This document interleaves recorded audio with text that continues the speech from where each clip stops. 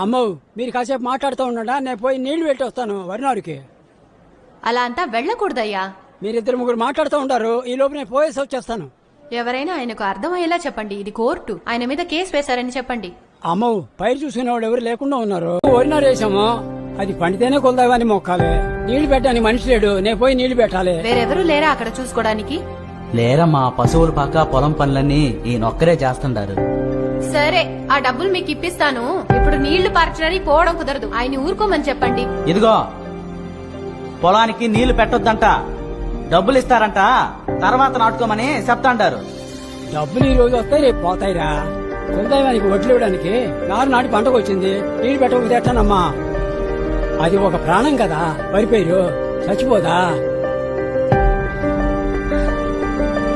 ఈయనే నెమ్మల్ని చంపాడని కేసు వేశారా సార్?